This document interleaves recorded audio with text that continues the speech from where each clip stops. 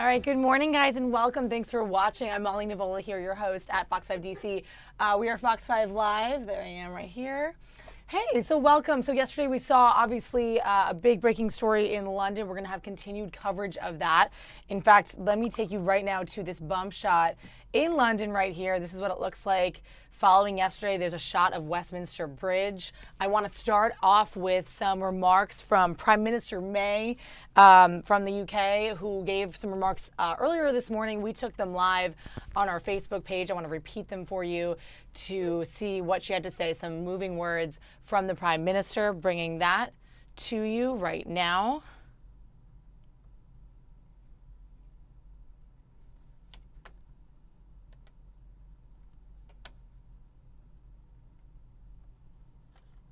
Allies around the world who have made it clear that they stand with us at this time. What happened on the streets of Westminster yesterday afternoon sickened us all. While there is an ongoing police investigation, the House will understand that there are limits to what I can say. But having been updated by police and security officials, let me set out what at this stage I can tell the House. At approximately 2:40 p.m. yesterday, a single attacker drove his vehicle at speed into innocent pedestrians who were crossing Westminster Bridge, killing 2 people and injuring around 40 more. In addition to 12 Britons admitted to hospital, we know that the victims include 3 French children, 2 Romanians, 4 South Koreans, 1 German, 1 Pole, 1 Irish, 1 Chinese, 1 Italian, 1 American, and 2 Greeks. And we are in close contact with the governments of the countries of all those affected. The injured also included 3 police officers who were returning from an event to recognise their bravery. 2 of those 3 remain in a serious condition. Mr. Speaker, the attacker then left the vehicle and approached a police officer at carriage gates, attacking that officer with a large knife before he was shot dead by an armed police officer. Tragically, as the House will know, 48-year-old PC Keith Palmer was killed. PC Palmer had devoted his life to the service of his country. He had been a member of the Parliamentary and Diplomatic Protection Command for 15 years and a soldier in the Royal Artillery before that. He was a husband and a father, killed doing a job he loved. He was every inch a hero, and his actions will never be forgotten. I know the whole House will join me in sending our deepest condolences to his family and to the families and friends of all those who've been killed or injured in yesterday's awful attacks. I know also that the House will wish to thank all those who acted with such speed and professionalism yesterday to secure this place and ensure we are able to meet as we are doing today. Mr. Speaker, at 7:30 last night, I chaired a meeting of the government's Emergency Committee, COBRA, and will have further briefings and meetings with security officials today. The threat level to the UK has been set at severe, meaning attack is highly likely for some time. This is the second highest threat level. The highest level, critical, means there is specific intelligence that an attack is imminent. As there is no such intelligence, the Independent Joint Terrorism Analysis Centre has decided that the threat level will not change in the light of yesterday's attack.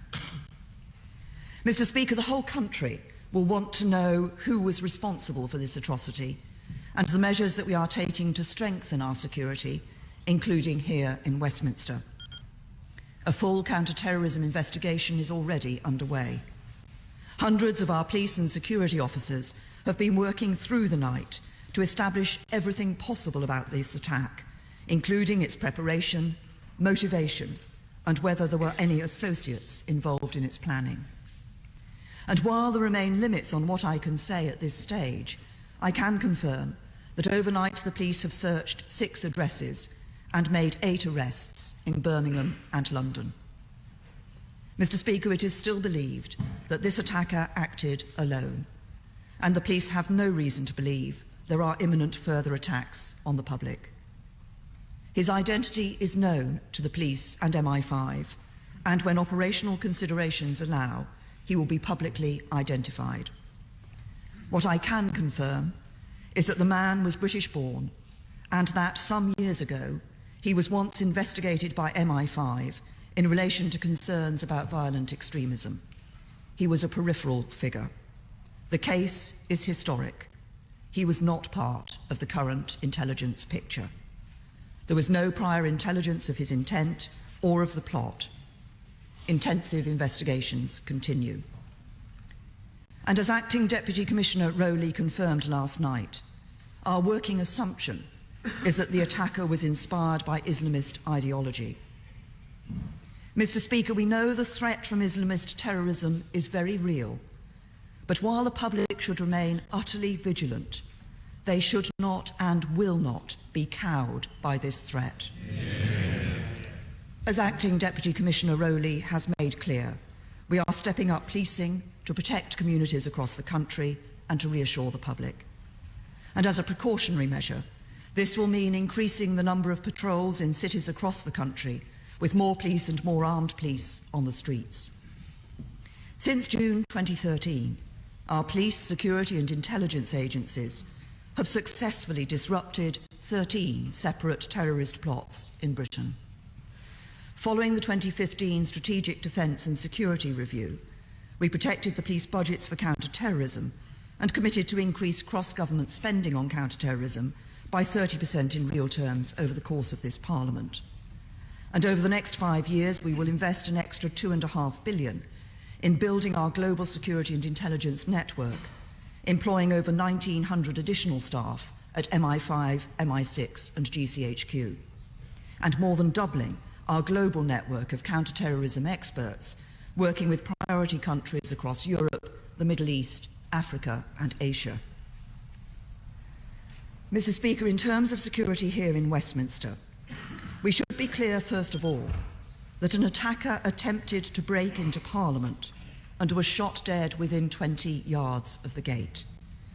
If his intention was to gain access to this building, we should be clear that he did not succeed. The police heroically did their job. But, as is routine, the police, together with the House authorities, are reviewing the security of the parliamentary estate, coordinated with the Cabinet Office, who have responsibility for the security measures in place around the government secure zone. All of us in this House have a responsibility for the security and safety of our staff, and advice is available for members who need it. Mr. Speaker, yesterday we saw the worst of humanity, but we will remember the best. We will remember the extraordinary efforts to save the life of PC Keith Palmer, including those by my right honourable friend, the member for Bournemouth East.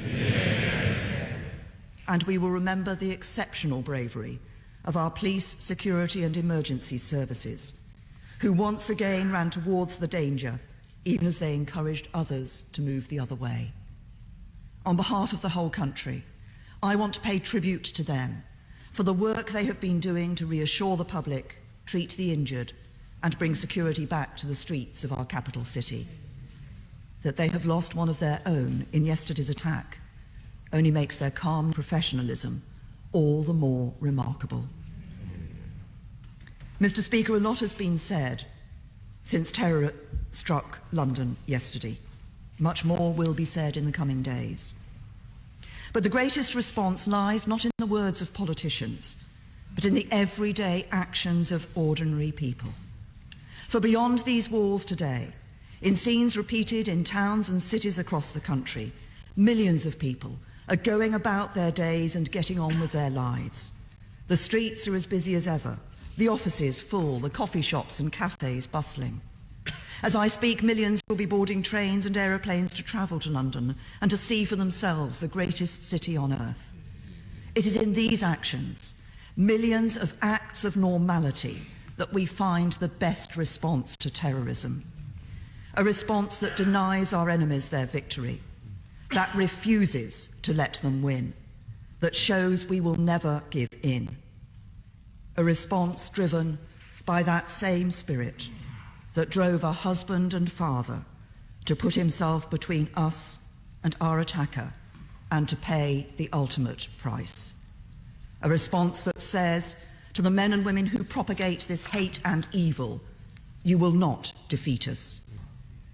Mr. Speaker, let this be the message from this House and this nation today. Our values will prevail, and I commend this statement to the House. And once again, guys, that was Prime Minister May speaking earlier this morning in Great Britain as a response to the attacks yesterday, which we brought you live coverage of. Flipping gears right now, I want to bring you this news item because we still are on day 4 of the Neil Gorsuch confirmation hearing in the Senate. And some of the news that came out of it from yesterday is that he failed the horse-sized duck question. I don't know if you guys heard about this, but the Senator Jeff Flake passed along this question to Gorsuch during the hearing yesterday, which is a popular question on Reddit.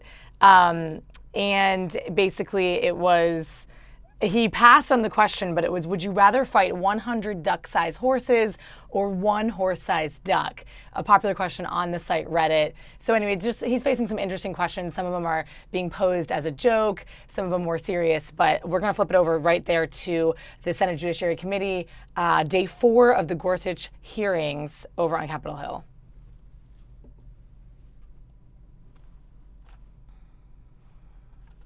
Passed the IDEA, and They did, but let me just based on my reading of Judge Gorsuch's Mr. Perkins, opinion. I don't mean to interrupt you, but I want to get one last comment in. I may just have submitted to the record, but here's the problem with the IDEA and relying on the vagaries of the IDEA to fix the specific problems back in the state. I'm already reaching out as a result of that court opinion yesterday, saying, how do you actually provide clarity that puts the benefit in the hands, or the benefit of the doubt in the hands of the parent? The way you do this properly is structurally, after an IEP and the parent's judgment is failing to allow a child, in your case, to generalize the skills they're learning at school back at home, how do you grant them the power to, after just a year, move somewhere else? How do you make sure that the state funding follows the child? How do you make sure that federal funding follows the child? How do you make sure that the parent doesn't have to go into a courtroom or an arbitrator or all the other things that they'll still have to do with that court decision? How do you get the members here? And I'm thrilled to hear that we have such support on the other side of the aisle. How do you get us to provide more specificity in the IDEA so the burden's not on you? You have your own burden with your beautiful child. You shouldn't have to do it. It's a failing of Congress. It is not a failing, in this case, of Judge Gorsuch. And I hope that people understand that I am so glad to hear in states, none of whom have stepped up and done it, are prepared to actually go with me to those states and convince them to do it, because we can solve the problem. And I will submit my other questions for the record. Thank you, Mr. Perkins. Senator Nelson, may I have the opportunity that you offered me to briefly respond? The IDEA is not a perfect law, but the fact of the matter is Judge Gorsuch, in his opinion, shrank and minimized the requirements of the IDEA such that they trivialize this law. And as the opinion yesterday characterized, current law provides much more significant protection to disabled children than Judge Gorsuch's ruling offered. But it doesn't provide enough, and it's because of a failing of legislators and congressmen, not the courts. Thank you, Mr. Perkins.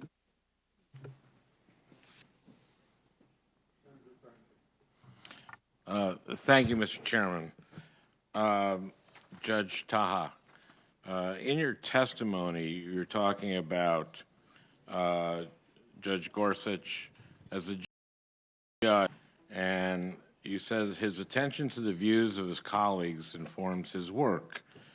He has an acute sense of identifying those circumstances, I'm reading from your testimony, where consensus is the highest value. And on the other hand, those decisions where personal conviction and reason dictate individual judgment and independent decision making. Personal conviction. That is about whether consensus should be built on the decision or whether the judge should write independently, either as a concurrence or dissent or whatever. But he says, you're saying that he takes, that what's important to him is what his colleagues believe, but also his personal conviction. About how he reads the law. His personal conviction about how he reads the law. Because what basically he wouldn't tell us are any of his personal convictions. Because he would not bring those to cases. He would be... Well, I'm sorry. This is what bothered me, is that he said his personal convictions didn't enter into his decisions. And we spent 3 days here hearing that back over and over and over and over again. My personal convictions don't matter. But now, from someone who's endorsing him, say that they do matter. And this is what I worry about, that we were not allowed to hear any personal convictions, and yet now I'm hearing that those matter a great deal. Senator, could I explain Please, that? May I have more time then? Go ahead. Thank you, Mr. Chairman. I belonged to 4 labor unions before I got here. It's really important. Friedrichs is an important case. We couldn't get any personal convictions on anything, basically. What is your, Mr.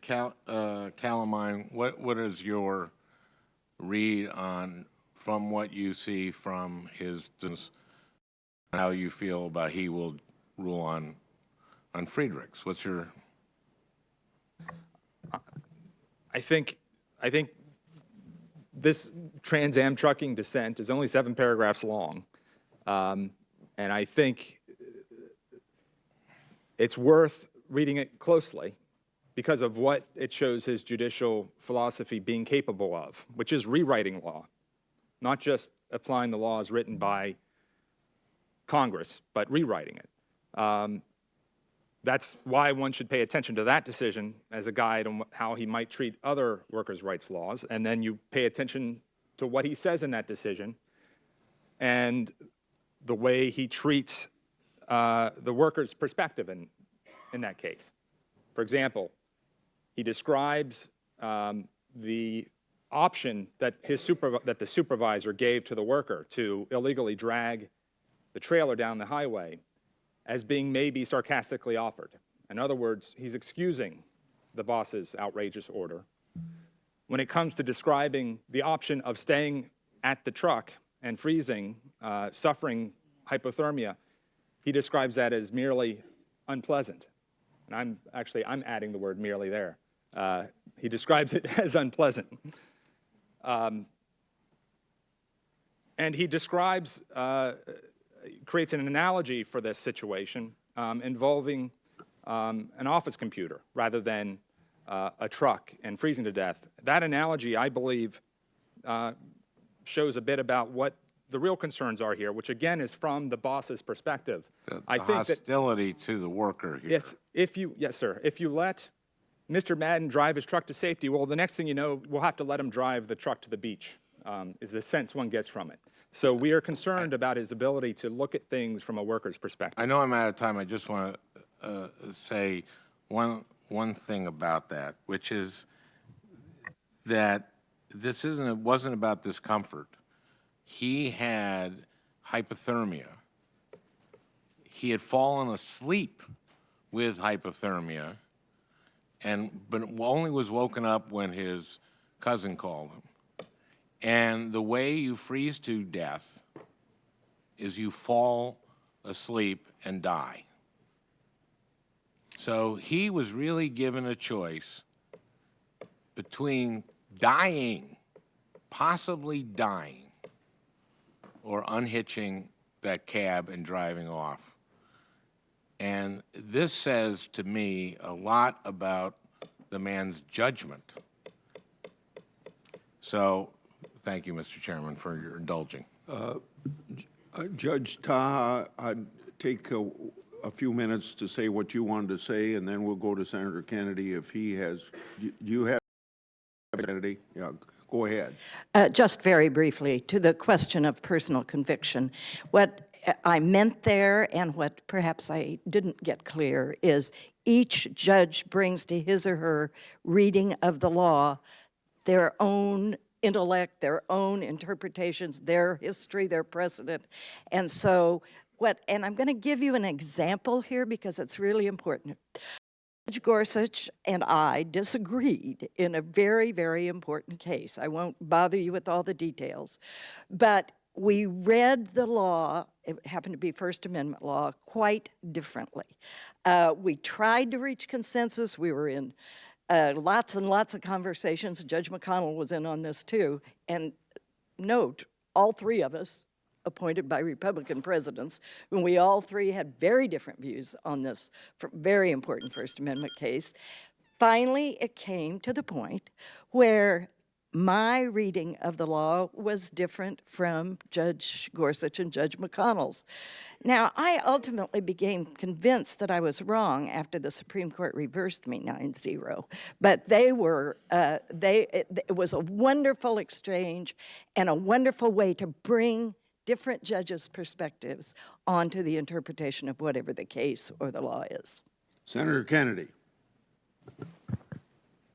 Thank you, Mr. Chairman. Mr. Jaffer mentioned a few cases that Judge Gorsuch had worked on at the Department of Justice, and I note in one of those matters the government actually continued the litigation during the Obama administration. In fact, it filed a cert petition, made the same argument as the Bush administration had made, and the Solicitor General who signed the brief was now Justice Alina Kagan. Of course, she was serving as Solicitor General at that time. I'd like to make the briefs a part of the record, Mr. Chairman, in the case of United States Department of Defense et al. Petitioners versus American Civil Liberties. All right, guys, I'm just going to jump in here, let you know that you are watching Fox 5 Live here in Washington, D.C. I'm Molly Nevola, trying to bring you the live events, political and non-political in nature, that are happening across our nation and locally here in D.C. Today. You can see at the bottom of your screen. Next up is James Comey, FBI Director. He's speaking at the University of Texas at Austin, scheduled to speak there today about, it's a symposium called The Intelligence in Defense of the Homeland. The focus is going to be on national security, the challenges related to that and for intelligence officers currently, and that law enforcement agencies face as well. You might remember on Monday he testified before the House Intelligence Committee about the investigation between of possible ties between Russia and President Trump's campaign. And he will be now speaking at the University of Texas. We'll try to bring those remarks to you live. That should be next. So keep watching for that.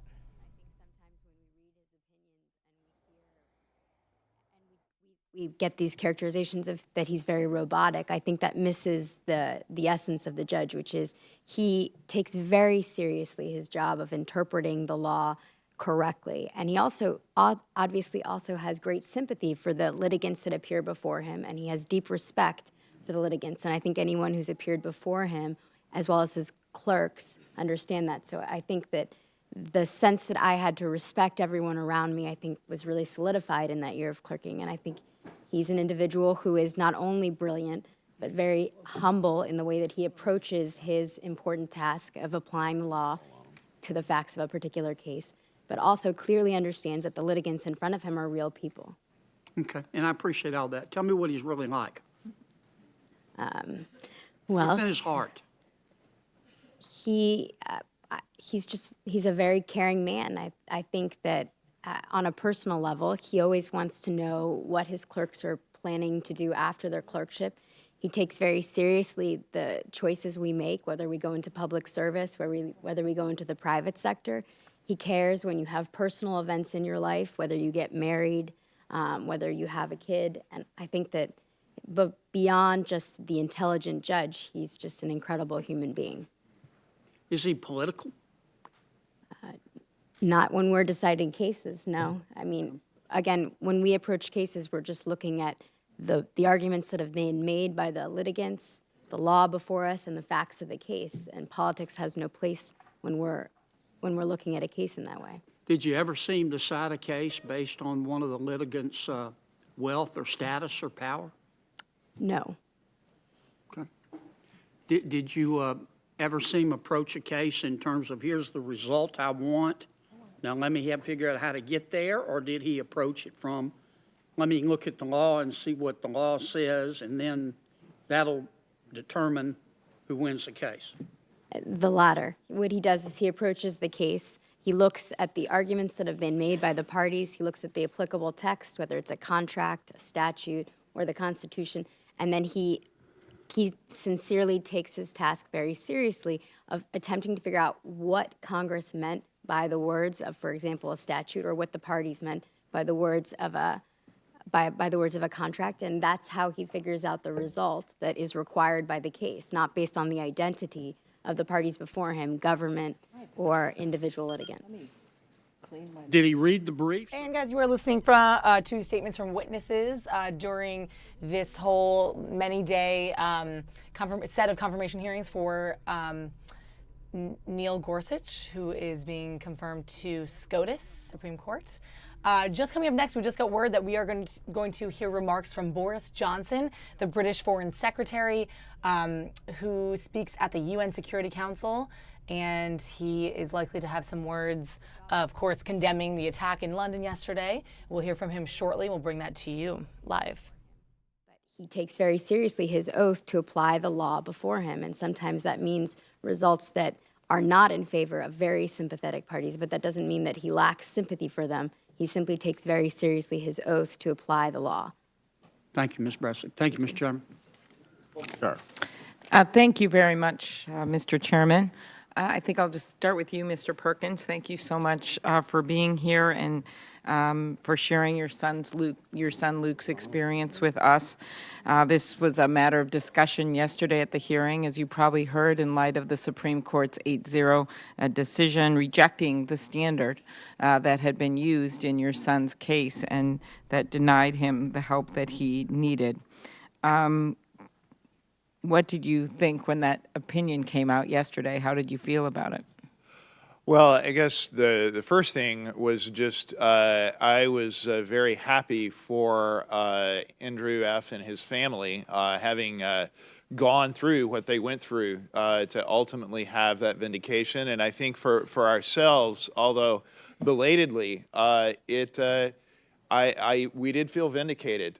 We felt that ultimately when a very similar case made it to the I've been Supreme asked Court. to have you speak into the mic, please. Okay. When this case was decided, I mean, we felt in a sense, although indirectly, Luke's case and Luke's situation was being vindicated. You know, my mom taught second grade till she was 70 years old and worked a lot with kids with disabilities in public school. And as a parent of a son who's benefited from the IDEA, could you quickly talk about what the law's mandate, which is to help students achieve, quote, full participation, independent living, and economic self-sufficiency means to your family? It's huge. Guys, we're just going to jump out of this for a second and jump over to Austin, where we have upcoming remarks from James Comey, FBI director, who is speaking at University of Texas at Austin.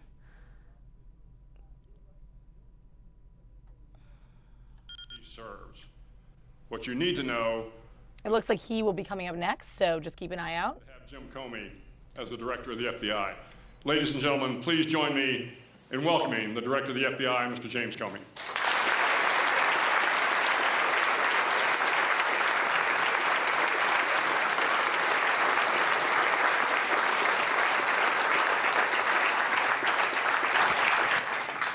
Thank you so much for that. It's all downhill from that, by the way.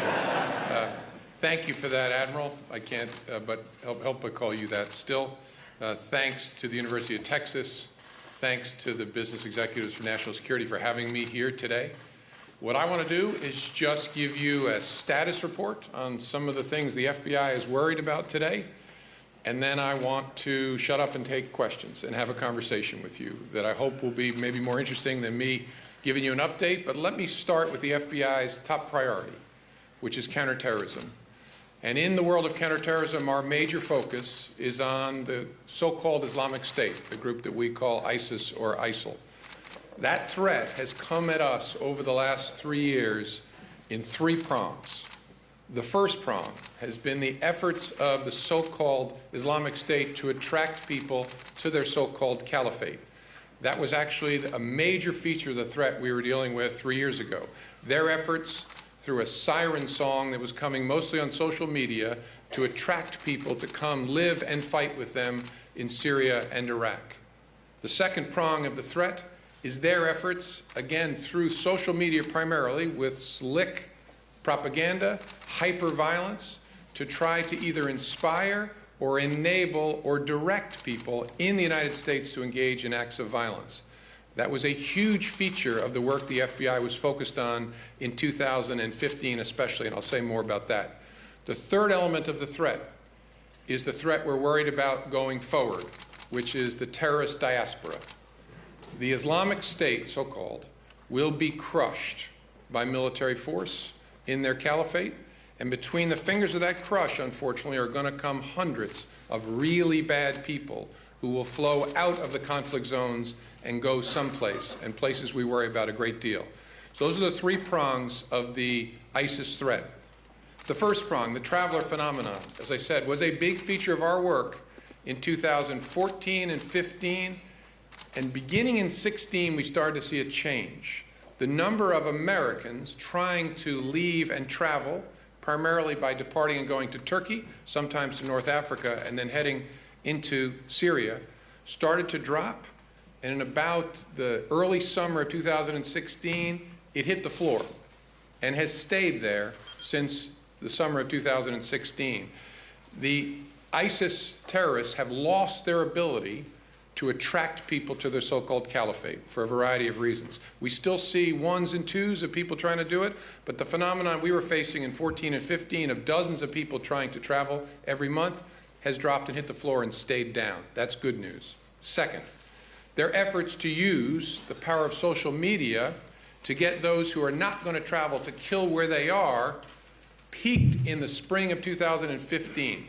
And that's because they invested for almost a year in a social media brand, in constantly pushing out these images and this siren song, come or kill, come or kill. That began to bear fruit with troubled Americans in the spring of 2015. And in the spring and summer of 2015, I got to tell you, the FBI was strapped. We were attempting to follow, to cover electronically with court orders or cover physically dozens and dozens and dozens of people who we assessed were on the cusp of violence. And I was asked on Capitol Hill, do you have enough people? And the answer was, I don't if this continues. Because we were pulling, at that time, people off surveillance in criminal cases of all kinds, counterintelligence cases, to help us deal with this explosion in people who were seeking meaning in this sick, misguided way and moving towards violence. The good news is that spike stopped after 2015. Their ability to direct, to not just enable, but to direct people to engage in acts of violence dropped, in part because military force took some of the directors off the battlefield and stopped ISIS's ability to reach into the United States through Twitter, find converts, and push them to action. That left us, though, with a lingering phenomenon, which is people being enabled and inspired, not directed so much, but enabled and inspired through a search for meaning and coming across the hyper-violence images of the Islamic State, so-called, and being told by the propaganda, be on God's side in the ultimate fight. Kill where you are, and it will bring you honor and glory. We are still dealing with that phenomenon because things live forever on the internet. Anwar al-Awlaki remains a major feature of radicalization on the internet. We're still dealing with, in the area of 1,000 cases around the United States, where we are investigating to understand where is somebody on the spectrum between consuming the poison and acting on the poison. And what makes this so hard for us is how do we see them and how do we assess them in a good way? Because it involves a search for meaning, there isn't a particular marker.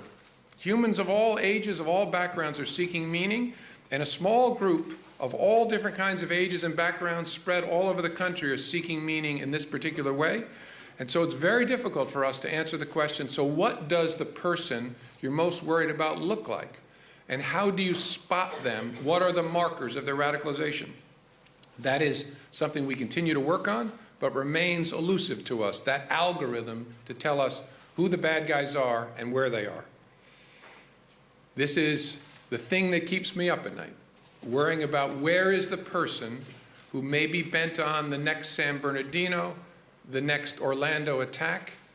Will anybody close to them tell us what they see so that we can get on it? And even when we investigate someone, all of you know, we investigated the Orlando killer for 10 months, and in my view, did a quality investigation. I've looked at it very, very hard, and didn't find anything we could use to incapacitate that person. In fact, didn't find any indicators of radicalization at that point. And I actually believe that killer radicalized much closer to the event. So our challenge is, how do we find those? How do we assess them? How do we stop them? That dominates the FBI's work today. The third prong is the ghost of Christmas future that we worry about every single day. Because when the caliphate is crushed and those hundreds and thousands of people flow out, where are they going? They're going to Western Europe, they're going to Southeast Asia, they're going to North Africa. And then what are they going to do there? These are the most radical of the radical, who are now not just radical in orientation, but have been equipped with military battlefield experience and tactics. And so the future we worry about every single day is, how do we spot them and stop them as they flow out, bent on continuing the global jihad by taking the fight to innocent people in those regions. The one we're focused on, obviously keenly, because it's so easy to get here from there, is Western Europe. Western Europe is the front line of the FBI's and our US government's efforts to stop those killers before they kill in Western Europe or kill here.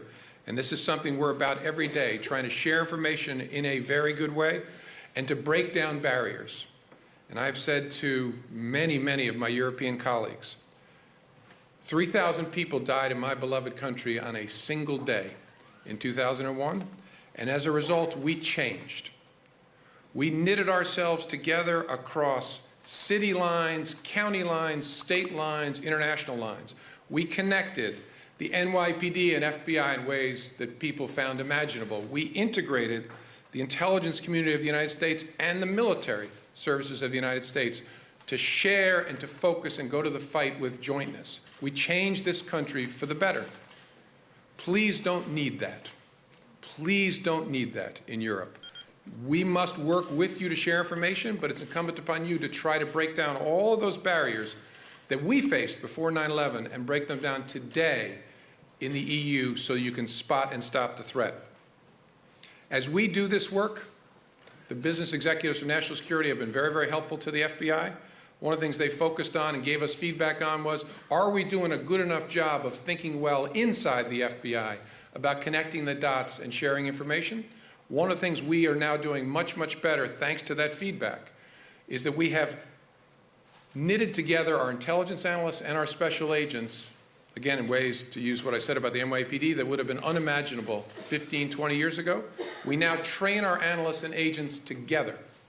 When you walk into a classroom at Quantico, everybody's wearing the same color golf shirts, sitting behind the same computer screens. You can't tell who is who. And that's the way we want it. We want to go to the fight with everybody owning the mission and understanding what they bring to the fight. And it isn't, well, I'm a special agent, this is my world, I'm an intelligence analyst, this is my world. It is a joint world inside the FBI. And so training the kids to be that way, not just in the classroom, but to have them work out together, drink beer together, which we don't do enough, frankly, to know each other and what they can contribute. So then when they hit the field offices all over this amazing country, they know what to bring and what's expected from their partners. So they train together for 10 or 11 weeks, and then the intelligence analysts graduate, and the special agents stay, because they're majoring in something very different. and focus on the things they need to know to be special agents, especially the tactical and physical aspects of their job. But that jointness is starting at Quantico from the bottom, and we're pushed it down from the top, training all of our supervisors and leaders to have that kind of integration inside the FBI. And I don't want to proclaim perfection, but we have made a lot of progress in the last 3 years.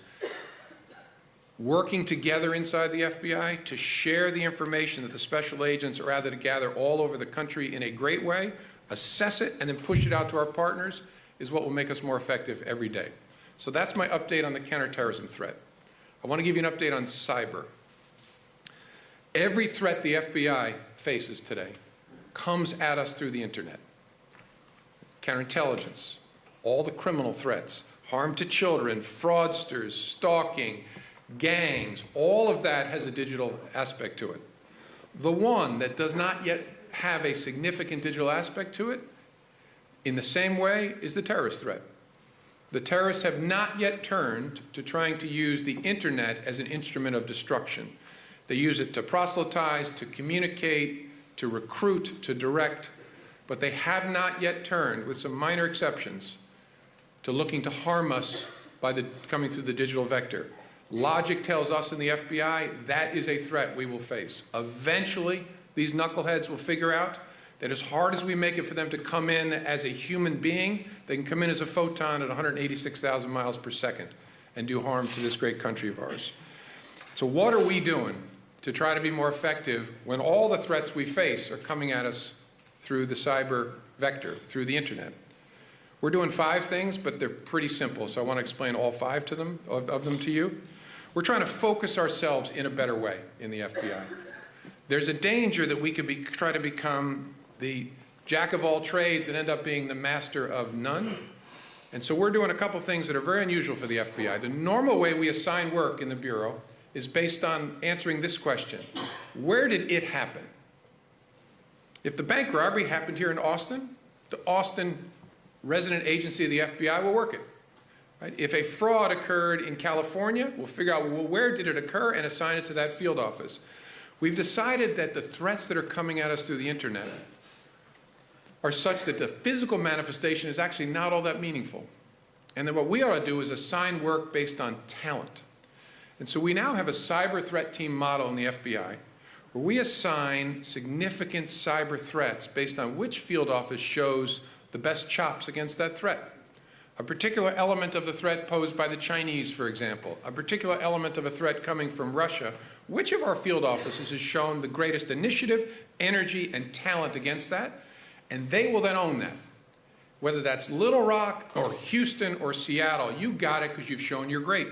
And then what we do, because we're not oblivious to physical manifestations of threats, if an intrusion manifests at a company in Springfield, Illinois, or in Tampa, Florida, we will allow that field office to help. We'll call the first field office our strat office. They own the strategic threat. We'll allow the others to be our TAC offices, our tactical offices. Up to 4 of them can help, and we'll air traffic control that from headquarters. We think this makes sense given the nature of the threat, and the added benefit it brings to the FBI is it fosters a pretty awesome competition inside the FBI for each field office to say, no, we're actually better than Little Rock. You ought to give us this aspect of the threat, and we'll show you how well we worked it so you can take it away from those terrible people in Little Rock and give it to us here in San Antonio. That is a healthy thing for the FBI and for the American people. Then we're doing something else that we borrowed from counterterrorism. Our counterterrorism agents have long been organized in fly teams, which are people who are prepared with a go bag at a moment's notice to head to an aircraft and go to a scene of an attack anywhere in the world or in the United States to help us figure out what happened. We've built such a thing with cyber. We have cyber agents and analysts all over the country who are experts, and their commitment is, we give you the signal, you go to where we need expert investigation on a moment's notice. Our cyber action teams, our CAT folks, are all over the country, and again, there's great competition to be on the CAT that is very healthy for the FBI.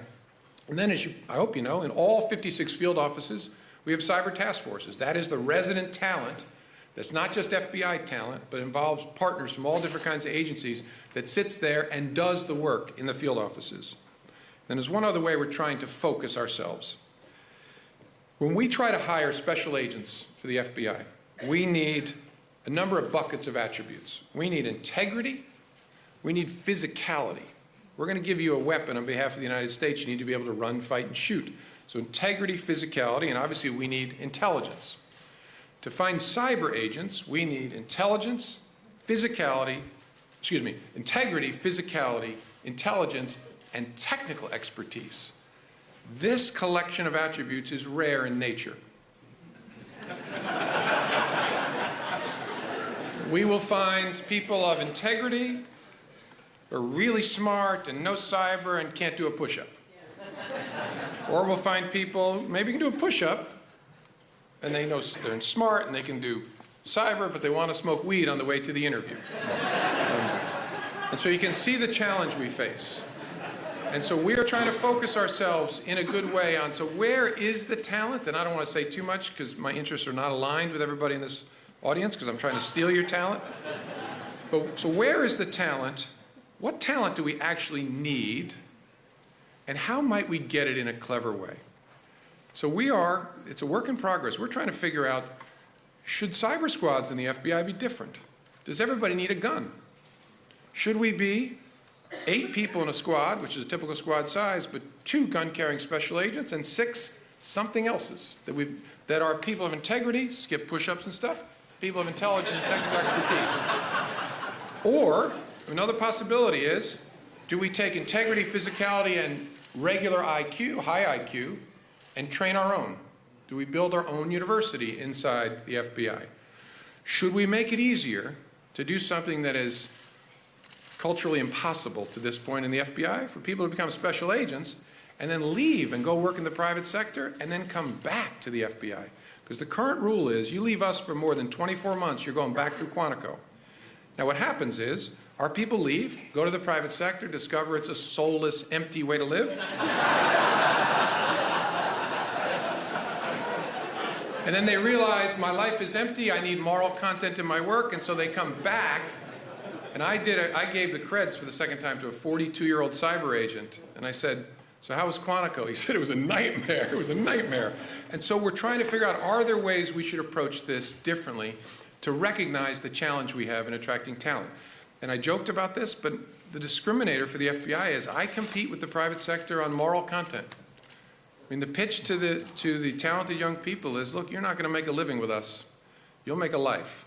It's hard. It's stressful. But holy cow, is it addictive to do good for a living. Come be part of this. That's how we compete against the private sector. But it's hard, because the private sector's got big bags of dough to weigh against my moral content, and it is a struggle for us. And so we're going to be smart enough and agile enough to try and experiment with different ways to get our talent. That focus is going to make a difference.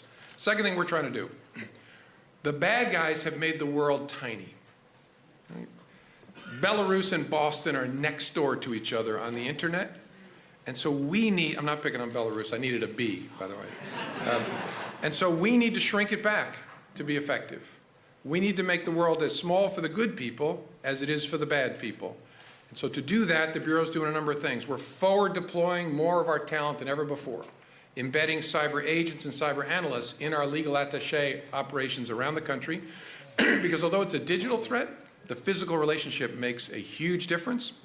We are also trying to make sure that inside the U.S. government, we inside the USG have shrunk the distance between each other. We now have guidance that really just summarized the way we were acting in the cyber domain from President Obama that lays it out like this. DHS has responsibility for cyber response, for people figuring out how to harden their networks, for helping critical infrastructure think about how to be safer and better, and for helping with remediation. The FBI, through the Justice Department, has the lead on investigation. Our role is to respond to threats, to try and see threats in the neighborhood before they emerge and stop them. And then the Director of National Intelligence has the responsibility for equipping all of that with good thinking and great intelligence. Now, that explanation should not even matter to you, because if we're doing it right, it shouldn't matter who anyone calls inside the government when you have a problem. Where we are after 15 years in the counterterrorism world is, it does not matter who you speak to anywhere in law enforcement about a counterterrorism threat. It doesn't matter whether you walk up to an FBI agent or to a deputy sheriff. If you say you saw something, it will get to the right people within minutes. It should be totally off of your radar screen and thinking about who should I tell. We want to get to that place when it comes to cyber. Doesn't matter whether you come to the FBI or DHS or Secret Service as part of DHS, we'll figure it out inside our organizations because we have shrunk the distance between each other. The third thing we're trying to do is impose costs. The challenge we face is that the bad guys think it's a freebie. Whether those bad guys are part of a nation-state operation, a criminal syndicate, hacktivists, thieves, stalkers, creeps of all kinds. They sit there in their pajamas at their keyboard, halfway around the world, and hurt America. Steal our secrets, steal our innovation, threaten our children, threaten our Jewish community centers, and think that because they are halfway around the world, they're safe.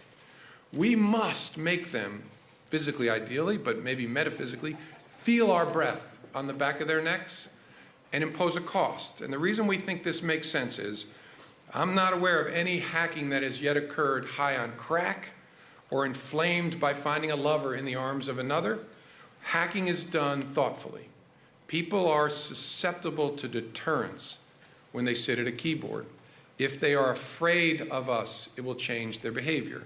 So the FBI is keen to put handcuffs on people all around the world to impose costs. We are keen where we can't to name it and to shame it, sometimes through an indictment. And oftentimes people say, well, this indictment is really an empty gesture. Maybe.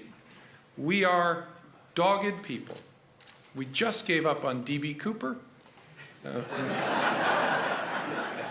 For the younger folks, he's a guy who jumped out of an airplane over the Cascades with a bunch of stolen money, ransom money, and disappeared. We didn't give up for 52 years, I think. We're dogged people. And hackers like to travel. They want their children to be educated overseas. Never say never. When your face is on a wanted poster, even if you're in another country on the other side of the earth, it gets your attention. And in getting your attention, we hope to change behavior. And we also hope by naming and shaming conduct to get nation states to help grapple with us towards a set of norms. What is appropriate for a government to engage in? What is theft? And part of getting to that framework is calling out the behavior, either through criminal process or simply through declaring it for what it is. That imposition of costs is at the center of our strategy. Fourth part of our strategy, obviously, everybody in law enforcement has to be able to investigate with digital expertise. Used to be in the good old days, you'd roll up and do a search warrant in a drug case, and you'd hit the place, you'd find some kilos and some guns, and you'd find a black composition notebook where the knuckleheads would have written down who gets how much money, who's responsible for how much drugs, and you'd photocopy it, put an exhibit sticker on it, we're good to go.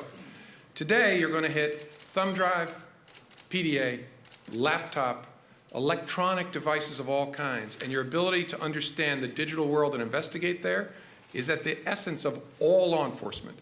We in the FBI have an obligation to help our partners raise their digital game because we can't get to it all. I'm told there are people, maybe in this audience, who've gotten emails from me from Nigeria. Whereas the president of the FBI, I ask you, sometimes I spell my last name corny, I ask you to wire me money in Nigeria. Don't do that. But people get... And guys, we're going to switch gears really quickly to go to the UN Security Council where we have Boris Johnson speaking. We'll go back to James Comey if he is still speaking. Let's hear Boris's words on yesterday. The minute silence that was held in the Security Council. You may know that today there are victims in London from 11 nations, which goes to show that an attack on London is an attack on the world. And I can tell you from my talks here in the United States with the US government and with partners from around the world that the world is uniting to defeat the people who launched this attack and to defeat their bankrupt and odious ideology. And I say that with confidence because our values are superior. Our view of the world is better and more generous, and our will is stronger. Our Houses of Parliament in London have been attacked for centuries by all sorts of people, but the ideas embodied in those buildings, in that Palace of Westminster, freedom, democracy, the equality of human beings under the law, they are stronger than any adversary, and they will prevail. And it is in that confidence that today Londoners are going about their business as usual in the greatest city on earth. Thank you very much. Foreign Secretary, I think the big fear for many people is that the more successful the world is in dealing with Islamic State. And there you heard words from Boris Johnson, British Foreign Secretary. We are bringing that to you live. Everything right here that you see is live unless otherwise told. We want to bring you live events all over the nation, all over the world. We're going to jump it back to James Comey. I think he's being pretty casual and frank, and I kind of like his style. So let's jump it back over to Austin.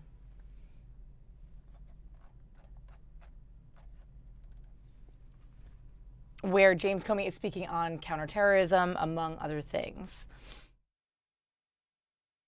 Understand that we treat them as victims, and we are good at treating victims in a responsible, sensitive way. We have long experience doing that, including in the cyber realm. We will not re-victimize you. We will not share in an inappropriate way your information. We do not want your memos and your emails and your drawings. We need the indicators of compromise. What we need to do is talk to each other in a better way. And I know one of the major obstacles are the weenie general counsels. I used to be a weenie general counsel. That's why I use that term. And here's the problem with general counsels. They're awesome. Their job is to worry. And so when their chief security officer or the chief information security officer comes to them and says, you know, we see this thing, looks like an advanced persistent threat, we got to call the bureau and get them in here to figure out what's going on. The general counsel goes, hold on. What's that going to mean for our exposure to headline risk, to brand risk, to litigation, to competitive harm if you're a government contractor? Don't do that. See if you can fix it yourself. And so part of my audience is not here today, which is general counsels of large enterprises, to understand you need to have a conversation with us. We will tell you, if you give us this, here's what we'll do with that. So you can make an informed risk-benefit analysis on that, but in an environment where you understand our threats are aligned. This is about culture. It's not about law. SEPA is a statute that was passed, a couple of provisions of a statute passed in the 1980s to govern how, in a criminal proceeding, we would handle criminal classified information.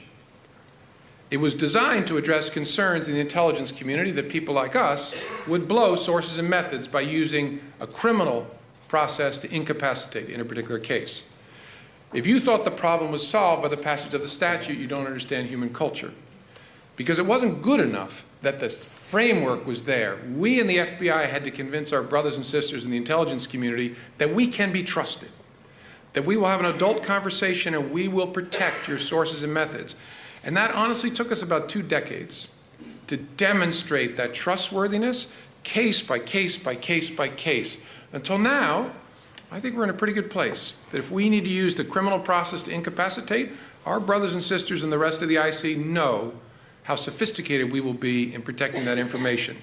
So it took 20 years of lore to build on an episode of lawmaking in the 1980s. We've got to travel the same journey when it comes to cyber. We just got to travel it much, much faster than 20 years. We must figure out how to lean through that semi-permeable barrier and share in a more effective way. This is central to the FBI's effectiveness. A great example, Sony. The North Korean attack on Sony Pictures was a sophisticated, large, very, very aggressive attack. It likely would have been worse, but for Sony's relationship with the FBI. We knew Sony. We didn't know their secrets. We didn't know what's in their memos, but we knew their CISO, we knew their CSO, we knew their physical layout, we knew the general layout of their networks. so that just like a fire department that knows your physical structure, and so when there's a smoky disaster. And guys, we're going to dip out of James Comey speaking in Austin. Thanks for joining us here on Fox 5 Live. You see in your background now kind of microphones being set up for a little media availability that's happening today for something that's really interesting. It's a local story, local to D.C. You might remember this. If you are watching locally, maybe you remember this made headlines. Seth Rich, you see him in the background there on that billboard. He was murdered, shot in the back in the Bloomingdale neighborhood of D.C. I know it very well personally because that is also my neighborhood. He was 27 when this happened. I remember this really well. It was summer 2016. Some details on this because we're about to come. What this event is a lobbyist lawyer who is starting this website, starting this campaign with these billboards to investigate who murdered Seth Rich. They're still kind of in question. Some people are going down the line that it was a big conspiracy. Other people have other ideas. And this one lawyer is about to speak. His name is Jack Berkman, and we're going to get this live. We have one of our reporters there checking out this scene. So basically, Mr. Berkman is starting this search. He's contributed money to a reward for who can help with finding who Seth Rich's murderer was. He's made it the largest ever for a DC homicide. Reward money amount, $105,000. He has canvassed the neighborhood and set up these billboards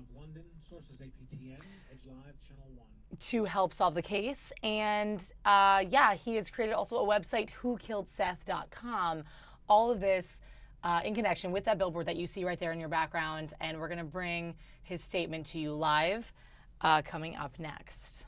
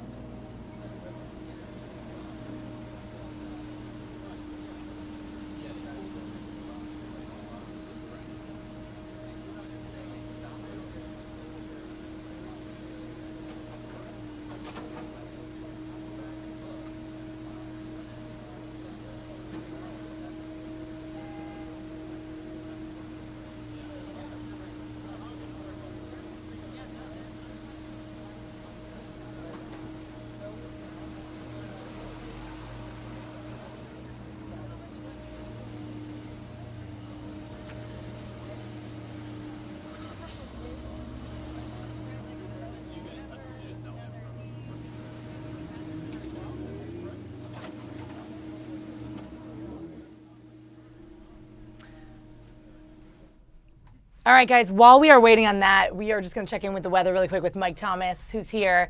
Hey, guys. What's up, everybody? Hey, good, Mike. Cool. Hey. So Mike is here before he rolls out. He did obviously the morning show talking about the weather. So it's really cold today. Oh, yeah, it's cold. Oh. We're feeling like winter outside. Oh, my goodness. But it's like winter's last hurrah. Goodbye. I know, finally. Finally. Because, so this is the current temps right now, 30s. Yeah, that's what, if you're like stepping out for lunch, if you're about to step out for lunch, then it's 39 degrees here in D.C. I mean, it's not windy. So we got some good news there, because yesterday was... Yeah. How much liberty do I have with language? I think YouTube? a little bit.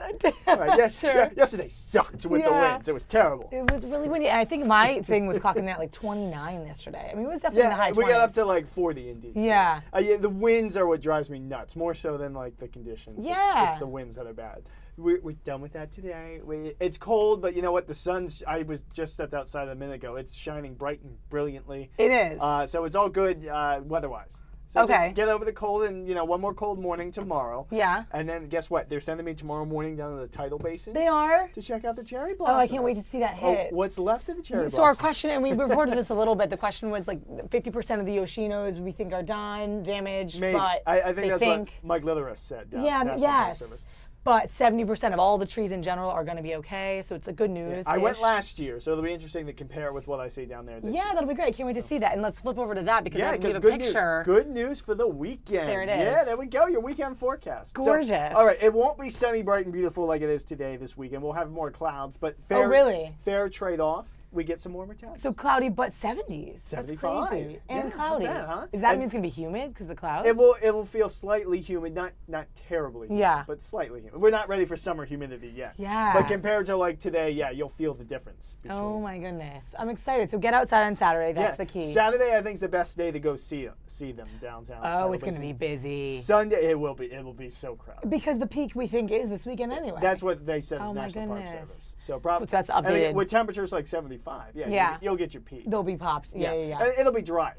Sunday's still fine if you want to head down. It's just not as warm, and you'll have to dodge a couple of showers in the afternoon. Oh, interesting. We're looking at what, 68 showers 68 scattered. showers. That's not. That's a springtime DC forecast. Yeah. 60s and showers, but they're hit and miss. It's not a washout. There's no really washout period coming our way in the next 7 days. Maybe late Sunday night into early Monday morning, there could be a more consistent rain. Okay. But generally, once we get to Sunday through next Tuesday, it's like hit and miss showers, but it's warm. I mean, 60s and 70s. Yes. Finally. So excited. Finally. And we think it's going to stay warm throughout, we hope, throughout the week. We don't know. I'm a little nervous at like going into early April that we could have a little bit of a cold shot hiding somewhere. But I think this is definitely, we're kind of turning into our corner where we'll be more consistently warm than cold. Awesome. We sort of have no choice. The days are longer. We get 12 hours plus the sunlight now. I'm so excited. Yeah, we have the light. So I think that's going to wrap it up. We're going to jump it over to this press conference that we were talking about with Seth Rich. Thank you for joining us, Mike. Thanks for coming in. We'll see you soon, guys. All right. Bye-bye. Almost 9 months ago now, I think exactly 9 months ago, with one objective, and that is to find the killer of Seth Rich. That's why I have offered the reward. That's why I have done all of the things that I have done. Today it's certainly not a happy day, and there will be no happy days for me or for the Rich family unless and until we find the killer or killers of Seth. But it is a hopeful day. Hopeful that today we take yet another big step forward in solving this matter. Today we announced what we believe to be the largest independent investigative effort in American history to investigate a murder, the largest private independent effort. We are establishing today in Arlington, Virginia, what we have called the Seth Rich Center for Investigation. The Seth Rich Center for Investigation in Arlington, Virginia. We are setting up a 24-hour day, round-the-clock war room, for lack of a better term, whose sole purpose will be to gather information, to gather leads, to gather any information related to this. So for the first time, we're going to have a consolidated center, as opposed to having efforts here and there and information here and there, consolidating everything in this investigation in one center to get as much information as we can. Now, we're bringing in today Jennifer to my left. Jennifer Moore is a world-class forensic psychologist. She joins us today. She will be heading up the forensics part of this.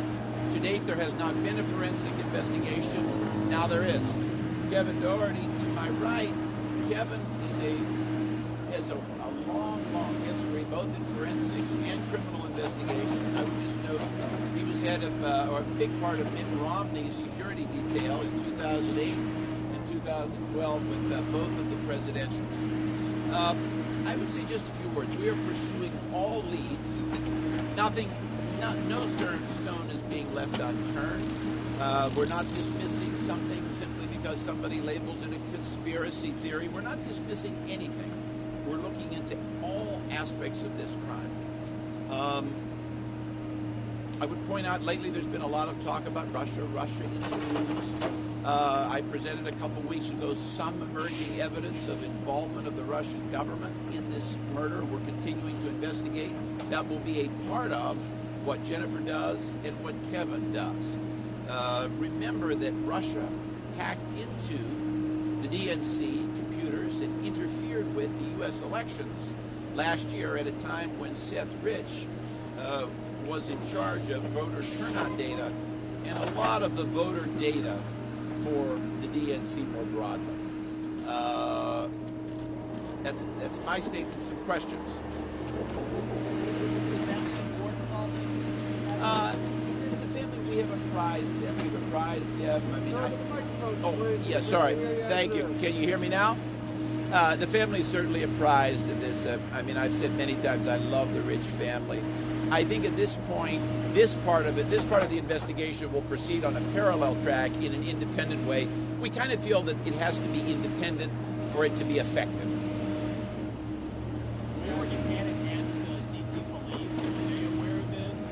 I don't know that. You have to ask them. This is a purely independent. We've talked to them, of course. This though, what we're announcing really is an independent effort. A real quick question about the Russian link, the source. Why not parade out your source about that Russian link to really help speed up this investigation? We'd like to. He won't do it. I'd very much like to. I'm for you. I'm for transparency because, like I said from the beginning, the only way we could solve this is is with your help. We can't solve it. We need pressure to get witnesses forward. That's why we do these press conferences. We have to get global pressure on this, national media pressure, wherever these people are. I will say we're being approached by others that are confirming part of the story of our source regarding the Russian angle. But like I said, that's one angle of many we're pursuing, but I think it has promise.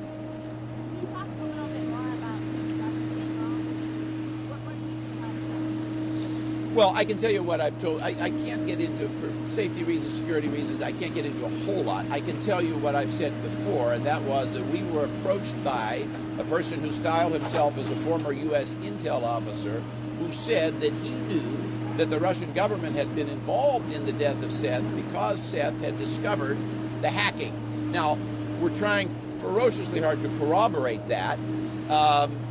I can tell you the timeline matches because Seth was killed on July 12th.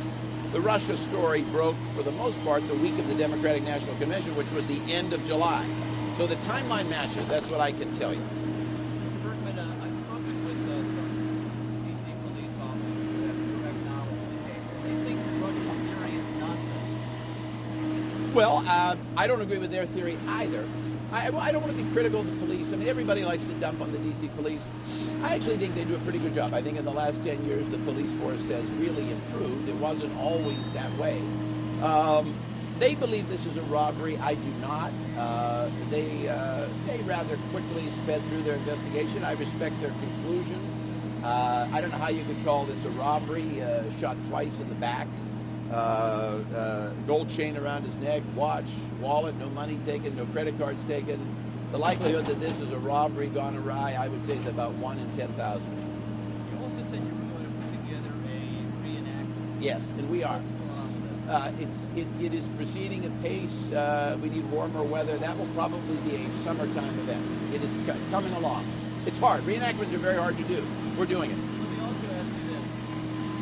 Do you really believe that Seth Rich had information that the Russians had hacked? I don't know. We have some evidence in our possession that that is the case. I just follow the evidence. I don't come to this with any kind of preconceived notion or any kind of political notion or any kind of veneer at all. All we can do is follow the evidence. We just follow it where it leads. Right now we're trying to corroborate what we have. And is the Seth Rich Center for Investigations only focused on Seth Rich's Yes. murder? And is that, okay, so yeah. And so there were 65 unsolved murders in 2016 in D.C.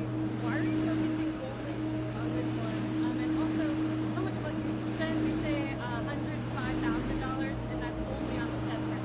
Well, I have offered a reward of $130,000 for this. You've offered $130,000. Yes, correct. That's in addition. Correct. And so the You've total. offered $130,000. How much have you spent on billboards? Oh, billboards. I have to get back to you. Let me get back to you on that. I'll have to check with Kathy. The short answer is offhand, I don't know. But it's been a sizable amount. It's been a sizable effort. Why? As to why? Oh, I guess the real reason is when I moved to D.C., Seth was a young man. He was killed when he was 27, as you may know. Today he'd be 28. When I moved to Washington, which was 30 years ago, God forbid, I lived on Capitol Hill, and my mother used to talk about safety.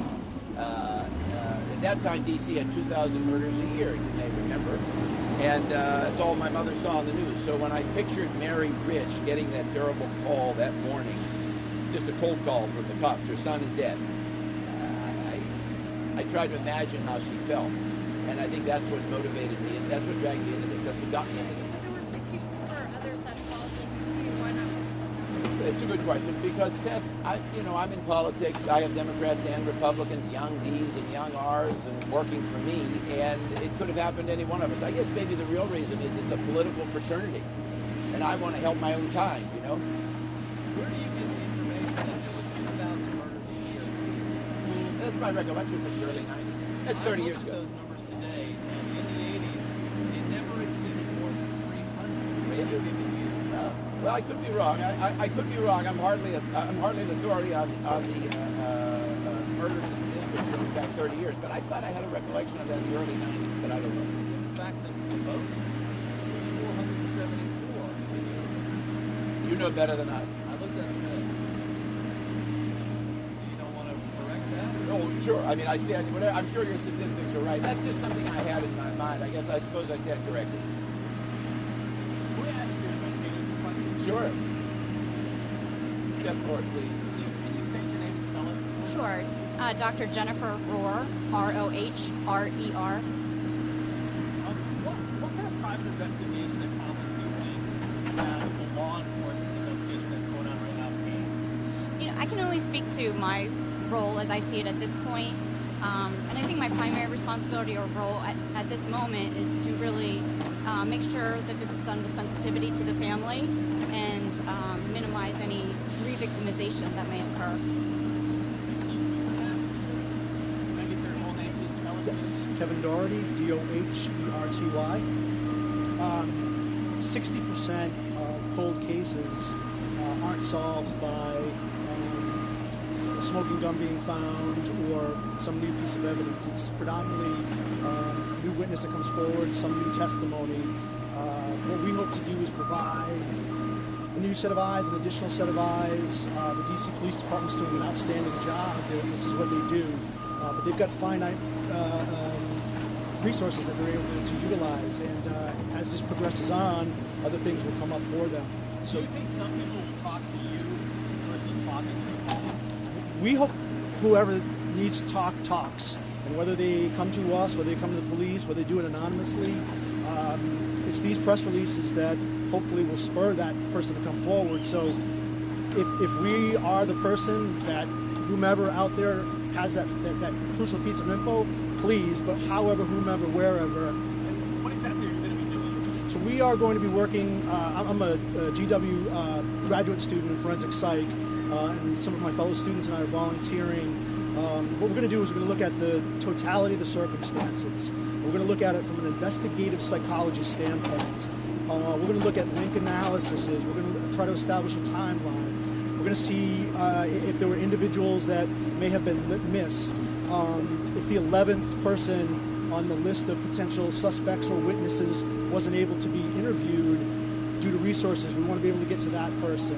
We want to be able to provide a holistic look at what happened and try to fill the gaps. We have the, I say luxury, we have the ability to make inferences that law enforcement doesn't. They're dealing in absolutes, they're dealing with evidence that has to meet certain standards. We can step back and look at this and hopefully fill those gaps, or at least rule things out, or be able to focus on other things. I'd also just like to mention too, the project that Dr. Rohrer and I, our hearts go out to the family, and the necessity to get the story out there is obviously direct conflict with the sensitivity to them and re-victimizing, and we are very conscious of that. We are going to do our best to hopefully work with, be available to them, transparent. The room we anticipate being readily available, but our condolences go out to them, and we very much understand that where they are with regards to things. Will they be working directly with you? I mean, have you talked about this? I know you said they're apprised, but what does that mean? Well, so for us, this is, we certainly hope so. This is day one. With the family, yeah, like I said, this is principle. I think talking to Jennifer and Kevin, it's probably best that this be independent. Like you say, well, you'll be working with the police, we'll be working with the family. My sense of it is, and I think we all agree, that this effort is best if it's independent. I think it has more integrity. I think it has more vigor. That's probable. We'll certainly keep the family apprised every step of the way. They have not. They have not. And keep in mind they're in Nebraska. So I mean, it's not. This is set up in D.C. The war room is in Arlington. I do want to say that thanks to under Kevin's leadership, we will have a lot of students. We probably will have as many as 100 students who are studying in this field from a number of universities in the area who will be involved with the war room effort.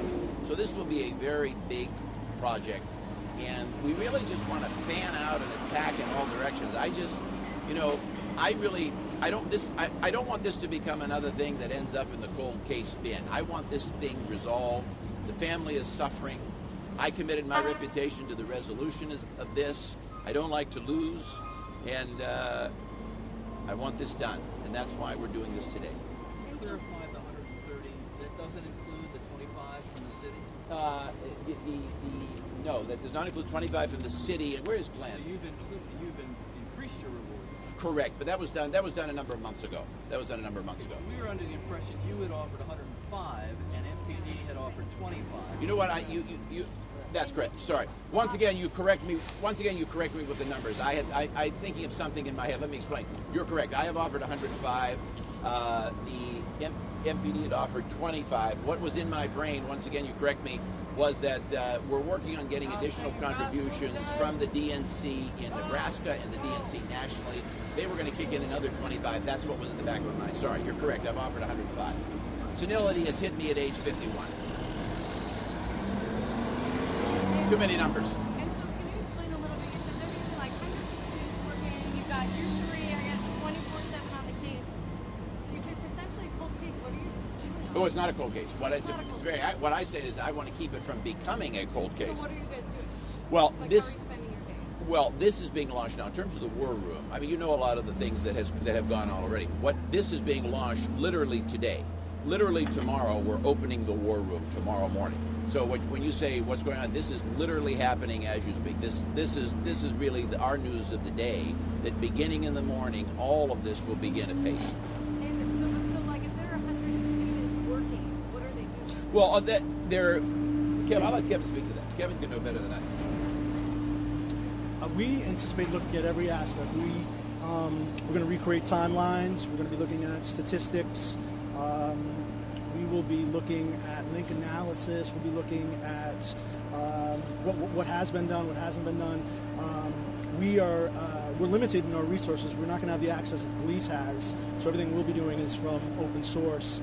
But we want to recreate. We want to look at who knew what, when, where, timelines, link analysis, profiles. We're going to look at the whole gamut. Are you going to go back and maybe you already said this, but are you going to go back and interview the people that the police have already interviewed? We hope to. We sure hope to. And again, our resources are limited, so we'll see what we're able to get. It's obviously an ongoing criminal investigation for them, but ideally, yes, we want to go back and at the very least make sure that the statements are consistent. Potentially find that 11th person that was on a list of 10, and see if there's a stone that hasn't been turned yet. So loud over here, I don't think I heard you. So you're going to have students who are wanting to university working with you, is that what you said? We are, yes. And is the university on board with this? The student organization is. So the Student Association for Forensic Psychology.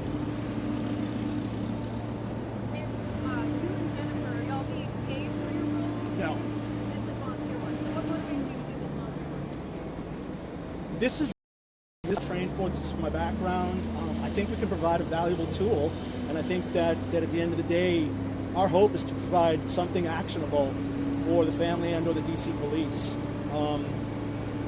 I hope we have something that can help. At the very least, we've got volunteer man hours and women hours that we're going to allocate and do our best to help the cause.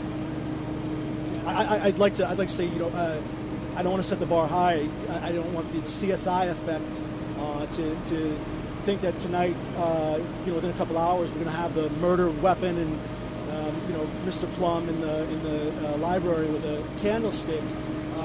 This is going to be a process, and what we're doing is hopefully providing an additional tool that gives something actionable for, like I said, the family and the police.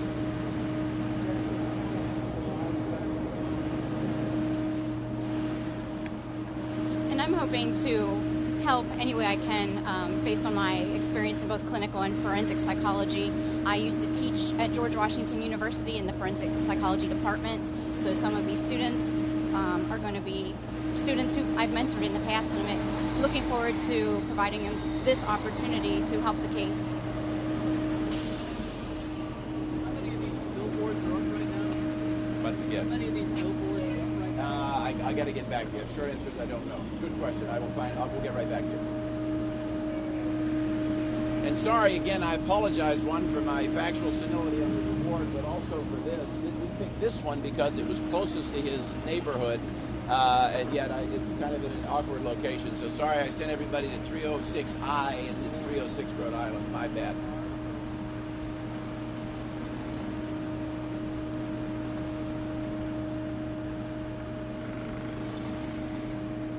Guys, anything else? Thank you, guys. Thanks, everyone. Thanks for coming.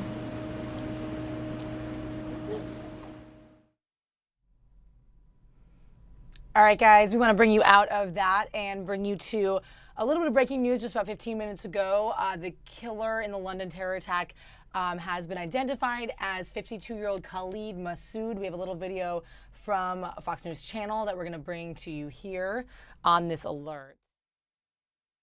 Yard about the terrorist in the terror attack in London that we've been covering over the last 24 hours. And I'm going to go ahead and read a few of the headlines that we're receiving at this time, including confirmation of the terrorist's name. His name, Khalid Masood. He was 52 years old, and he was known to police. However, the police say that he was not the subject of any current investigations and that there was no prior intelligence about his intent to mount a terrorist attack. We're going to talk a little bit more about that in a moment. However, he was known to law enforcement for a myriad of different reasons. He had previous convictions, including assault, possession of offensive weapons, and public order offenses as well. Apparently, his rap sheet, if you will, dates back to 1983. So a known entity, although the police backing off saying there was anything known about him intending to commit this terror attack as he did yesterday. He has also not been convicted for any terrorism offenses. So this is the profile that's coming together. Khalid Masood, born in Kent, previously living in a few different areas. He was known by a number of different aliases, 52 years old. The first information we have about this attacker, as we get more, we will bring it to you. So there you guys have it, the breaking news on the killer in the London terror attack. More info for sure will be coming out on that. You're looking at live pictures now also of Westminster Bridge over there in London. We have that bump shot up for you. Also, I'll bring you quickly this tweet from Metropolitan Police in the UK. Going along with what we just heard, they tweeted out prior to Westminster attack, hashtag Masood 52 was not subject of any current investigations and no intel about his intent to mount a terrorist attack. So they tweeted that out earlier. We are going to bring you now just the live pictures of London.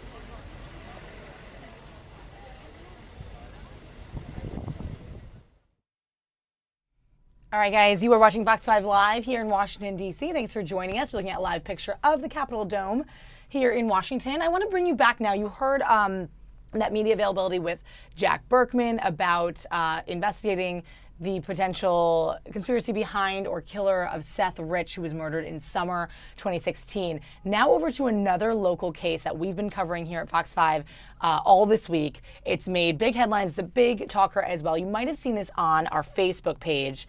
Check it out right here. Take me off here. So today, earlier, we posted this on our Facebook. A lawyer for one of the teens accused of raping that 14-year-old girl in Montgomery County at Rockville High School, a lawyer says the encounter was consensual. That came out this morning. More information on that is, some of you might have heard the story. The girl, 14, was allegedly raped in the high school bathroom by two males, 18 years old and 17 years old. Let me scroll down here and get a little look at this picture that we posted on Facebook. And we're getting a lot of comments on this because this was the news that came out from this morning, that the lawyer says it was consensual. Now, the girl was 14 years old. In a statement sent to Fox 5, the lawyer said the case is a perfect example of why we have presumption of innocence, because most people have assumed he's guilty only based on hearsay accounts, even when he did not confess. There's a rush to judgment, he says. We believe that he is innocent. Now, both of those males are in the country illegally, according to authorities. And I'm going to scroll down to check out, because we had a couple of really interesting comments, many interesting comments actually, about this. You can see them here, scrolling through them on Facebook. Erica Sanders says, it's crazy how everyone's jumping to conclusions, like people don't lie. Now, if he did rape the girl, he needs to be put under the jail, but there's always three sides to every story. What happened to innocent until proven guilty, people are saying. What about, they're referencing Brock Turner, who was given that 3-month prison sentence for rape, the Stanford male. That happened earlier, I think last year. Remember that case? Lots of interesting comments here. Who claimed it was rape? If the girl did, then she didn't consent and or doesn't understand the difference between consenting to sex or being raped. Big difference. So lots of argument on consent, consensual rape, statutory rape under a certain age. People referencing Brock Turner multiple times. So you can check out our comments. People are getting a lot of, having a lot of views on this. Are you kidding me? So we want to hear what you guys have to say, of course. You guys, we are here on the YouTube channel. Slide into those comments, or on Facebook, on Twitter. We are Fox 5 DC, Fox 5 Live. We want to hear what you have to say. Back to this shot of the Capitol.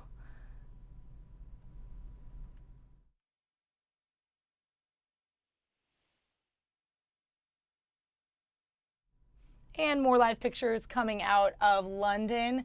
We're going to throw it over there. You see the London Eye here and Big Ben. Beautiful shot. They are in slightly cloudy London.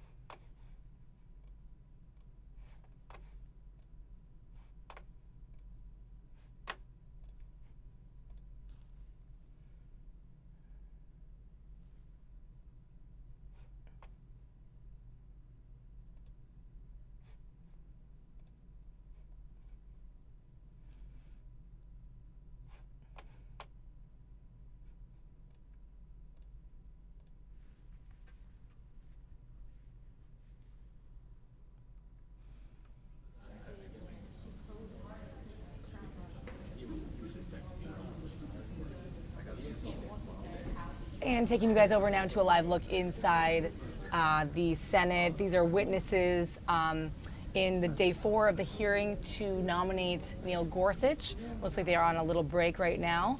Just give you a little live look of what that room looks like and what we're heading into next.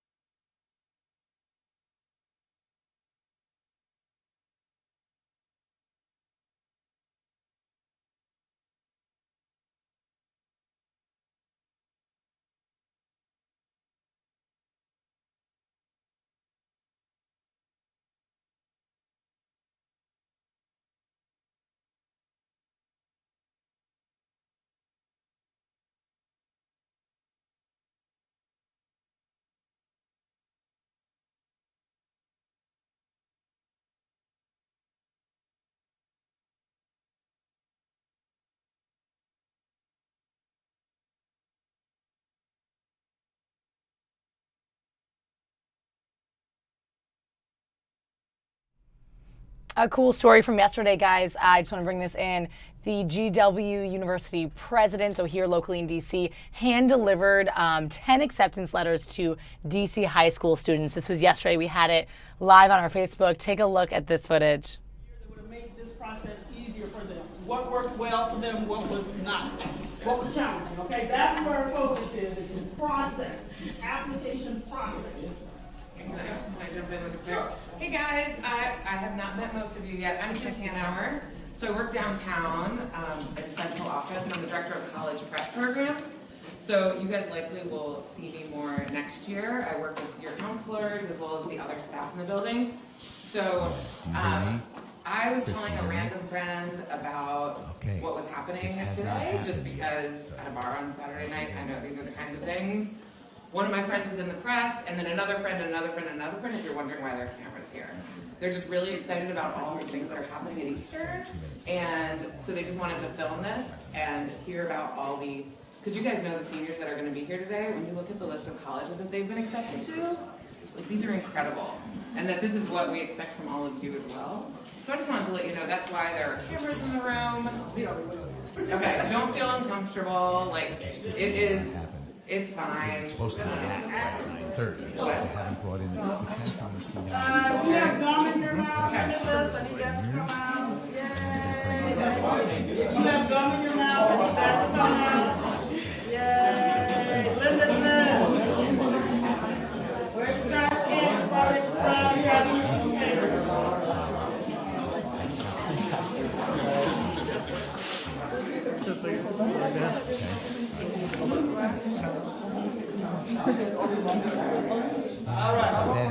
But then it'd be all, yeah. I think the anticipation is fine. Let's just do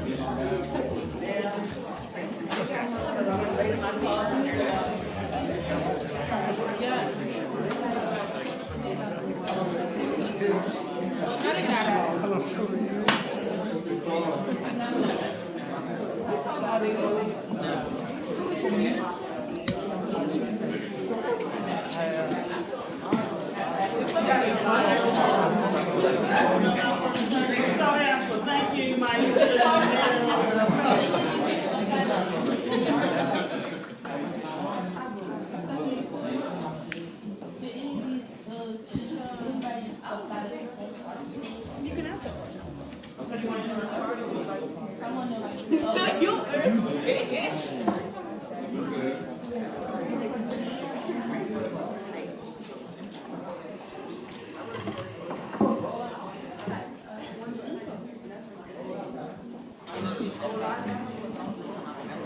All right, our panel's on their way in.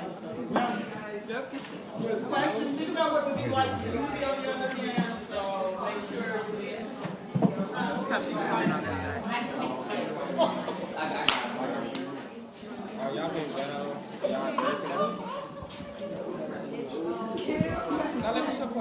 No, she will. You say she will. All right, let's see here.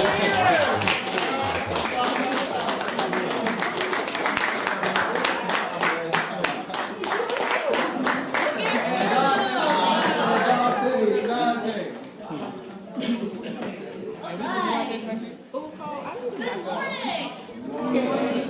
Junior, you look good. Okay, so thank you for joining us. Those of you that are in Miss Milner's first period TOK class, you know from Monday when I came to visit what this is all about. I have chosen 6 seniors that I think did the application process this year really well. They all bring very unique things to the process.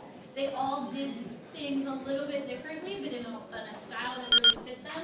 As an example, I was saying Purcell, I don't even think he's ever been in my office until this morning when we prepped for this panel. Our whole relationship has been via email, and he did the college application process completely on his own. He just asked some questions here and there. Most of the rest of these faces I see on an almost daily basis, but they have all owned this process in different ways. So because you guys are starting the college process now as juniors, and I know a lot of these guys wish they started earlier, I want you to have the opportunity to hear what they did well, what they wish they had done a little bit differently, and give you guys the opportunity to ask any questions that you might have going into the final, 12 weeks of your junior year. All right? So let's introduce our panelists.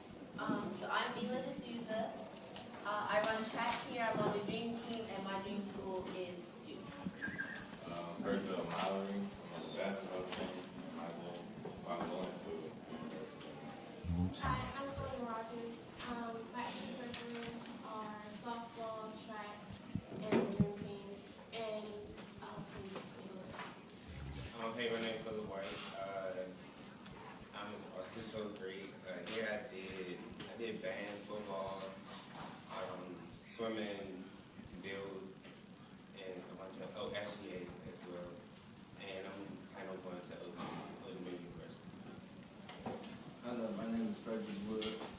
I did a lot of stuff like outside of school. I'm a company partnership. Yeah.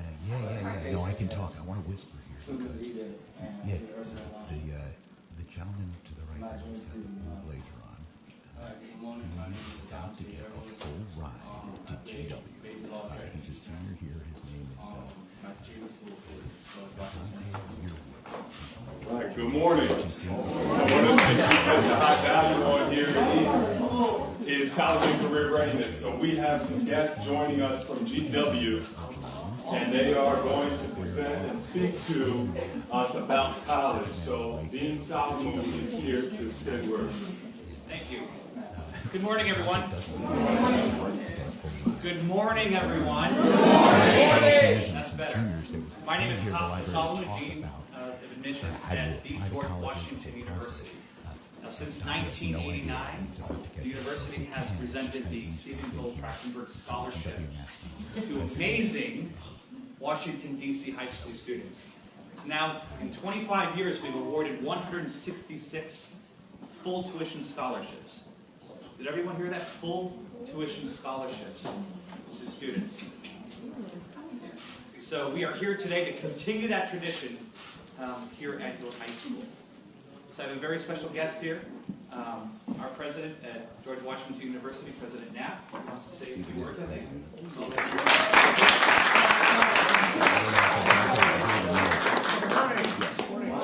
I'm glad to be here at high school and want to thank Dean Solomon for introducing this event, and also thank Principal Brown for his hospitality. Once again, we're glad to be here at Eastern High School.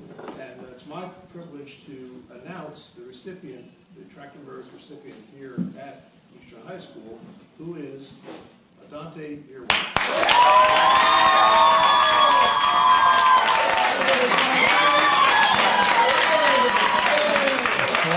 Scholarship to GW. This young man.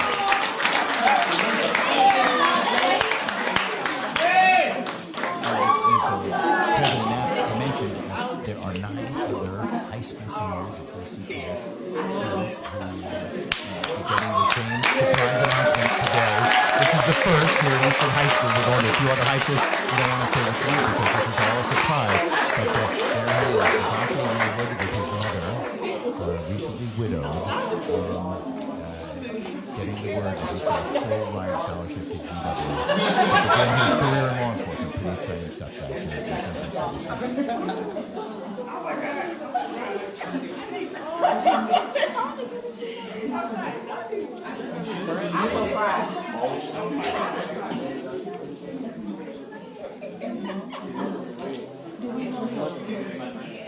Oh my goodness.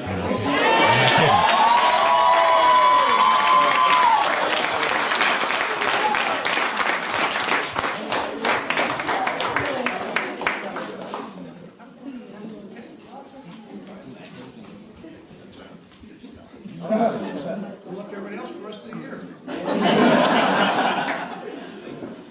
Go outside for that.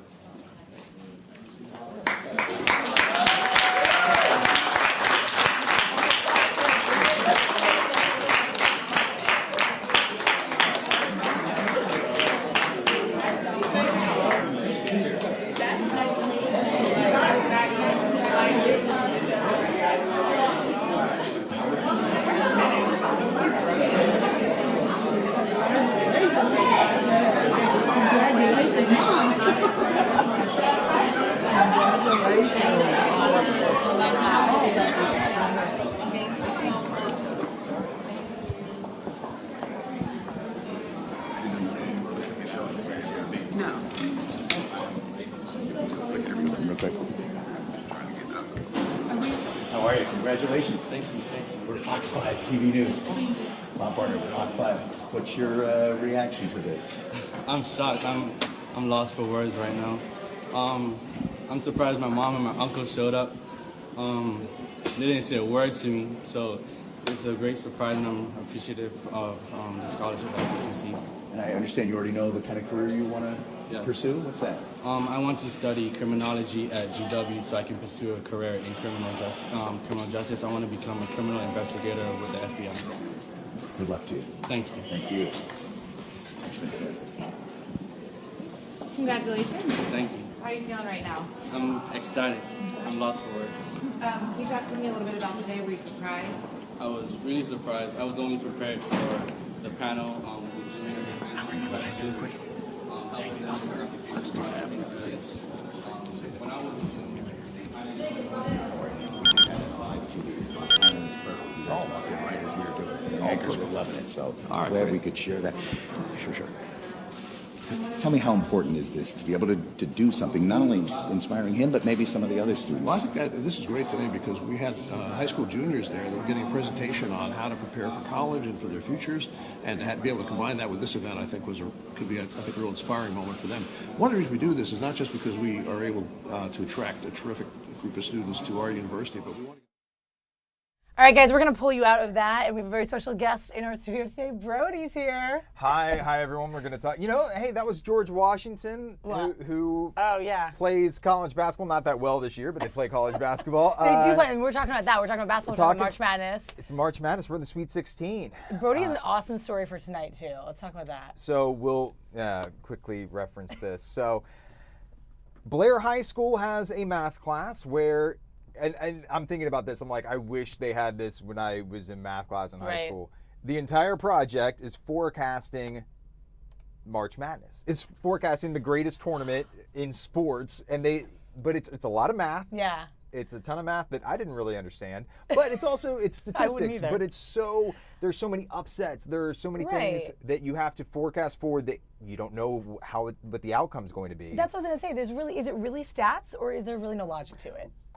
That's the thing. So I guess they're even working on that kind of, like their next project or the next round project is they're trying to quantify, is clutch a thing? Oh, man. Like, is it just stats, or is there such thing as someone can get on a hot streak? Oh, yeah. Or is it just a random variable? Like people, when you look at it across the board, clutch isn't a thing, or is it? So these are the type of, which is so cool. Like I would be way more into math. I know. When I was in school, if this is what we were doing, Sports we had analogies. to try to sneak. What's going on with the, sneak our brackets? Hey, who do you have? No, and these kids, they're in these teams, and they're doing it for class. And they're talking trash to each other. On Twitter, they have their own Twitter accounts for their teams, and they're making photoshops of the other team's mascot. Making memes out of it. Yeah, making memes out of it, and so, like they're way into it. They're way into it. Wait, where is that again? Which high school? Blair High School in Montgomery County. So you're going to talk about that tonight. That'll be the story. That'll be the story tonight. But then also, just a way to talk about March Madness. March Madness. So let's talk about it a little bit. We're in the Sweet 16. We've had some major upsets. Villanova went down, and and I said this. That was my bracket. That was your bracket? No, I am still alive. I have two different brackets, one with UCLA, another with Arizona. Good. So I'm going Pac-12. But here's what I said. Yeah. When Duke loses, America wins. So I think that's true too. As a Wake Forester, I think everyone was happy that Duke went down to South Carolina. Sorry to our Duke fans. I know there's some of you out there. My brother is one of them, but. I mean, they get it. I respect. What I love is that even the official institution of higher learning account for Twitter account for the University of South Carolina was talking trash about Duke. Really? Like not even the athletics account, the one that does like admissions.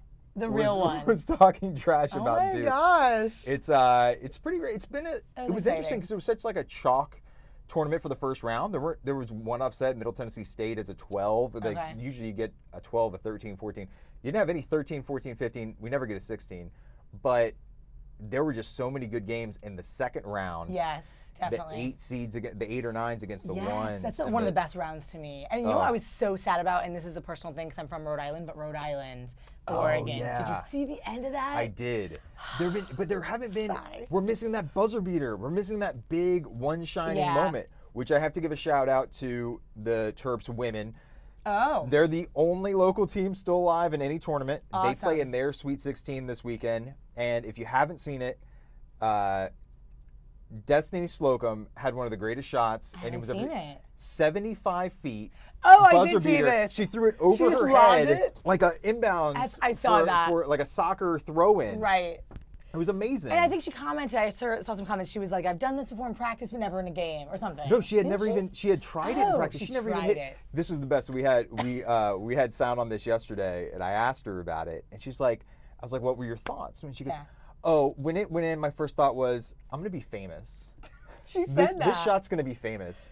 I hope I'm gonna get invited to the ESPYs. That's what she said. Whoa, She's I want that awesome. soundbite. Cool. That's really cool. I was like, yes. And then I said, well, what is it now that you're famous? What has been the worst part? Yeah. And she said she has to take a sabbatical from social media because she's getting too many She's getting tweets from talking people. about it? Yeah. Oh, wow. And tweeting her at She's it. like, thankfully, not that many people have my phone number, so I Yeah. haven't made any texts, but just so many people tweeting at her like, oh my God, Did that highlight shot or whatever make one of the ESPN like yes. down the Oh yeah, around it was the horn or whatever it is? It was all over the place. It made like the Sports Center top 10.